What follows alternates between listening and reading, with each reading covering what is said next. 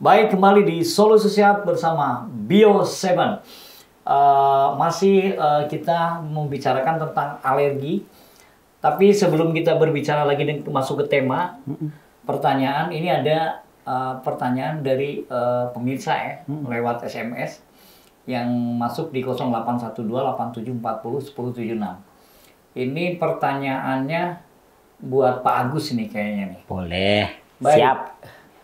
Assalamualaikum. Waalaikumsalam warahmatullahi wabarakatuh.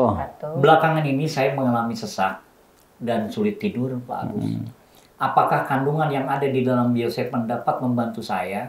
Saya Tina dari Bojongmangu. Ya, sesak sulit tidur. Ini dicek dulu ya, Dok. saya bukan dukunnya misalnya. Untuk kondisi penyakit nanti konsultasi sama dokter. Cuman kalau dibilangin kandungan apa sih yang ada di Bio7, tadi sudah saya utarakan ada 3 kandungan utama sebagai antioksidan ya, dari antioksidannya cukup bagus, kandungan enzimnya juga sangat tinggi. Lalu yang ketiga kandungan prebiotik. Ini semuanya akan meningkatkan proses metabolisme yang ada di dalam tubuh kita sehingga mengakibatkan nanti lancarnya peredaran darah kita, mengeluarkan racun-racun yang ada di dalam tubuh. Makanya kita nggak boleh nih habis minum obat dokter, habis minum obat medis langsung konsumsi Bio7. Karena ketika Bio7 dikonsumsi, dia akan mengeluarkan nih yang dikategorikan racun di dalam tubuh kita, dia akan buang. Sayang kan? Obat medis kita memang perlu dalam hal penyembuhan penyakitnya. Tapi ketika kita barengin dengan konsumsi Bio7, akhirnya terbuang. Nggak ada yang masuk ke dalam tubuh kita. Makanya ketika kita sarankan untuk kombinasi penggunaan obat medis dan Bio7, harus dikasih jeda waktu 1 jam sebelum atau sesudah konsumsi obat medis. Nah, kalau ini sesak nafas dan sulit tidur, harusnya lebih jelas dulu ya, Dok ya. Bisa nerawang ya, Dok. Sesak napas sama sulit tidur nih, Dok. Iya, kalau untuk biasanya apa nih, Dok, kalau sulit tidur tuh? Kalau sesak napas sudah jelas nggak bisa bernapas gitu kan. Tapi sulit tidur ini kadang-kadang banyak, ini alasannya juga sulit tidur karena banyak tunggakan atau seperti apa? Seperti apa medis nih? Ya, kalau untuk kita sulit tidur ya kita tanya dulu apakah ada permasalahan yang menyita daripada pikirannya. Ketika ada satu permasalahan yang menyita pikirannya, gimana mau istirahat? Orang lagi banyak mikir, ya kan? Kemudian yang kedua, apakah ternyata di waktu siang harinya atau di waktu sore harinya kita kebanyakan untuk konsumsi kopi? Untuk konsumsi kafein ya, bukan kopi aja sebetulnya. Kafein ini ada di kopi dan ada di teh nih. Ketika kita terlalu banyak untuk konsumsi kafein, ini juga bisa mengakibatkan kita sulit untuk tidur. Kemudian yang ketiga, bagi orang-orang yang memang sudah mulai masuk ke masa-masa lanjut usia, ini ada satu ketidakseimbangan hormonal, akhirnya ini yang akan membuat orang tua kita, bahkan nenek kakek kita sulit sekali untuk bisa tidur dengan pulas. Mungkin kalau misalnya untuk kita memulai tidur dia susah, kemudian sering kebangun-bangun, mau tidur lagi susah lagi. Ini adalah satu permasalahan yang menurut kita sepele, tetapi kalau kita yang mengalaminya pasti ini rasanya betul-betul tidak nyaman dan tidak enak. Karena jika kita bangun keesokan hari, badan kita akan nggak fit. Karena apa? Karena kurang istirahat. Nah, ini berbicara tadi masalah kafein kopi ya. Memang setiap orang yang minum kopi katanya bisa susah tidur ya. Iya. Tapi kalau Pak Agus mah enggak. Minum kopi jalan, tidur mah tidur gitu. Ya kan bagus ya. Tapi harus tahu ilmunya, Kang. Apa itu? Jadi kalau kita mengkonsumsi kopi 1 gelas, kita harus imbangi dengan konsumsi air putih minimal 3 gelas. Ya, kalau untuk teh, kita konsumsi 1 gelas air mineral. Di samping 2 liter atau 2,5 liter kebutuhan kita. Jadi itu beda hitungannya. Ya, itu yang bisa membuat apa yang kita konsumsi itu kopi ataupun teh jadi berimbang karena langsung dibuang di flash dengan konsumsi air mineralnya. Kalau di luar negeri mungkin kalau udah konsumsi air kopi udah pasti disiapkan air mineralnya, air putihnya. Tapi kalau di kita enggak, beli dulu gitu kan air mineralnya. Makanya orang-orang kalau habis minum kopi udah minum kopi air putihnya jarang, dan itu yang akibatnya nanti kena di ginjalnya dia. Baik, kembali ya pencerahan dari Pak Agus luar biasa ini sedikit bahwa pemirsa belum tahu ya, yang belum tahu nih Pak Agus sendiri adalah penikmat kopi ya Pak Agus ya. Penikmat ya. Penikmat ya. Bukan ahli, saya nggak tahu, ya. Cuma seneng aja. Cuma penikmat kopi, tapi beliau sudah punya bisa dikatakan apa itu Pak Agus? Jadi caranya ya supaya harus tahu gulanya jangan banyak, juga jangan dicampur dengan macam-macam, ada susu, ada itu udah jelek lagi itu ya.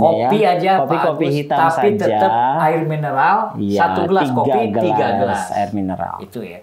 Baik buat tadi ya Ibu Tina atau Mbak Tina di Bojongmangu, mudah-mudahan cukup jelas dan insya Allah tadi mungkin kalau masalah sesak napas terus juga sulit tidur, mungkin ada masalahnya, mungkin sulit tidur karena tadi minum kopi atau yang lainnya. Kalau sesak napas otomatis untuk yang pertama kali adalah langsung ke medis. Iya, betul. Nanti kita bisa barengilah obat medis dengan jamu tetes Bio7. Dikasih jeda waktu ya. 1 jam sebelum atau sesudah konsumsi obat medis. Mau Bio7 dulu atau mau obat medis dulu.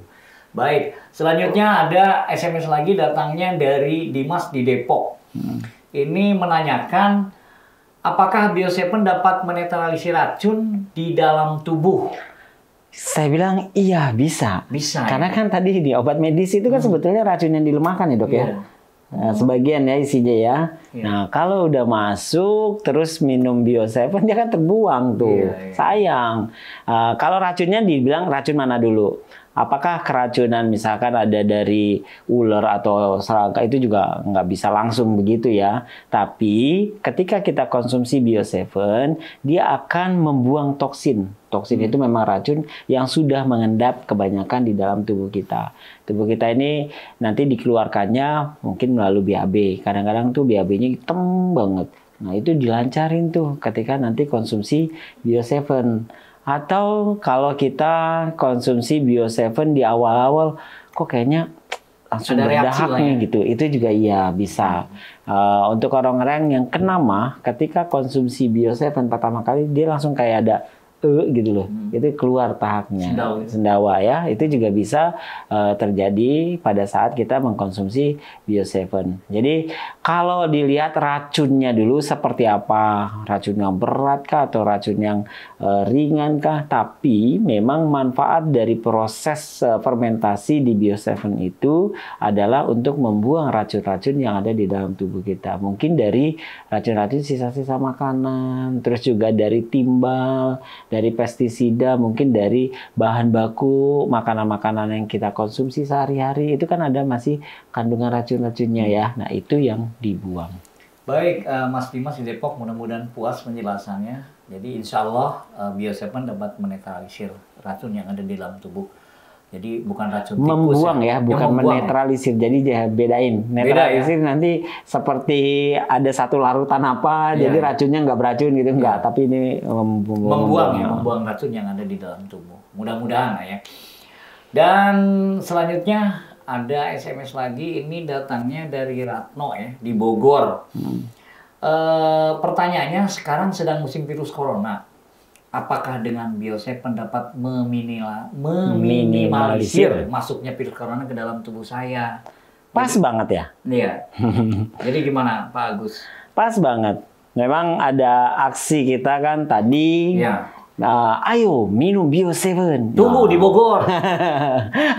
Tunggu di Bogor, tunggu di Cikarang. Semua di wilayah-wilayah seluruh Indonesia kita sampaikan. Ayo kita satu gerakan yang bersama-sama, dilakukan bersama-sama. Mengajak masyarakat untuk peduli, untuk care, dan tidak panik.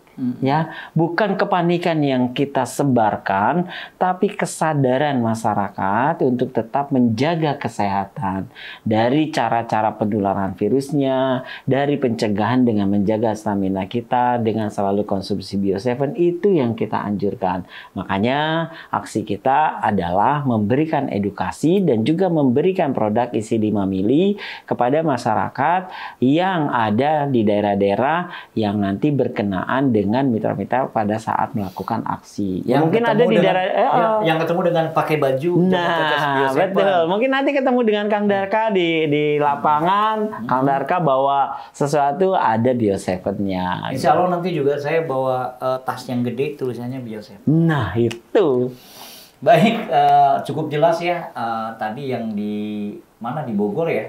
Yang di Bogor mudah-mudahan nanti juga di Bogor ada berbagi bersama Bioseven. Karena Bioseven khususnya PT Unimed Power yang memproduksi sangat peduli sekali dengan masyarakat, tentunya dengan kesehatan, insya Allah. Baik, Pak Agus, Ya. yang terakhir nih masih ada waktu pertanyaan. Bagaimana cara yang cerdas dalam memilih produk herbal yang banyak di Nah, pasaran? ini nih, banyak bagaimana nih, caranya? Kan. Oh. Kan herbal tuh banyak banget. Betul. Bagaimana? Sekarang kita harus lihat dulu, kalau sudah melihat herbal-herbal, dilihat legalitas utamanya, izin TR-nya ada nggak? Nah, kalau di kemasan kita ada ya, Ya. POM TR. Nah, di Ya, sini nih POM TR sudah tertera. Terus yang kedua, label halal. Ini nggak main-main Di loh. atasnya ya? Oh, pemirsa Badar TV ini nggak main-main kita mendapatkan sertifikasi halal ini. Saya soalnya Perjuangannya itu lama. saya ngikutin proses auditnya, luar biasa pertanyaannya. Itu dari A sampai Z itu ditanyain. Dan yang nanya pakar-pakar semua. Iya, itu memang orang ahli yang latar belakangnya memang produksi. Jadi Bukan satu paham. orang yang nanya ya, Pak Gus? Iya, ada 3 orang apa tiap hari yang datang. Nah, itu Jadi dia. mereka saling melengkapi pertanyaannya. Ya alhamdulillah kita memang tidak ada yang disembunyikan. Semua memang sesuai dengan cara pembuatan obat tradisional yang baik, sesuai dengan sertifikat yang sudah kita dapat. Legalitas itu sangat perlu. Yang kedua, produk ini lihat nih diproduksi rumahan atau Pabrik. memang pabrik. Kalau pabrik yang bagus, pasti ada sertifikat yang dikeluarkan oleh BPOM, namanya CPOTB tadi, cara pembuatan obat tradisional yang baik. Nah, jadi BPOM mengeluarkan CPOTB, nih pabriknya sudah bagus. Dari hulu sampai hilir, itu prosesnya sudah memenuhi persyaratan yang ditetapkan oleh BPOM. Itu yang ketiga. Yang keempat, herbalnya nih, banyak gak sih yang merasakan kesembuhan? Jangan cuman legalitasnya ada, harganya terjangkau, tapi dilihat nggak ada masyarakat yang sembuh, nggak ada masyarakat yang merasakan manfaat dari produknya, atau 2 tahun menghilang. Itu bisa jadi kan? Iya. Karena herbal biasanya 2 tahun, 3 tahun langsung menghilang. Bioseven ini udah tahun berapa ini? Udah Ya? yang 2013 diluncurkan. Kita Sekarang udah 2020, iya. 7 tahun. Sudah 7 tahun. Bahkan 7 di tahun. Jawa Timur dulu kan udah Iya. ke-11, 10, Iya. ke-10 tahun. Ya, jadi 2013 ini diluncurkan produk Bioseven-nya, 2020 udah 7 tahun dan kita Masih tetap semakin kita. banyak ya yang merasakan manfaat dari Bioseven. Jadi ini merupakan track record bahwa semakin banyak deh. Kalau nggak percaya, silakan pemirsa Badar TV melihat tayangan Badar TV yang ada Kang Darkanya. Itu semuanya real dan tanpa ada rekayasa. Karena Kang Darka sendiri yang ketemu. Nah, selanjutnya kita lihat juga nih, kalau dilihat kemasan segala macam, lihat masa expired date-nya. Expired date-nya itu udah kelihatan. Biasanya di sini ada ED, expired date. Ya, kalau 3 bulan mau expired date, sebaiknya dikembalikan produknya, ditukar dengan produk yang expired date-nya lama. Baik, cukup jelas ya. Jadi buat pemirsa, pencerahan dari Pak Agus tentang memilih tadi ya, harus cerdas kita memilih produk herbal yang ada di pasaran. Jadi kalau untuk Bioseven itu sendiri, udah jangan khawatir karena Bioseven itu juga adanya nggak di toko sembarangan. Kita ada di apotek dan apotek itu open karena ada apa? Ada sertifikasi halal dan juga ada dari BPOM. Ya dok ya.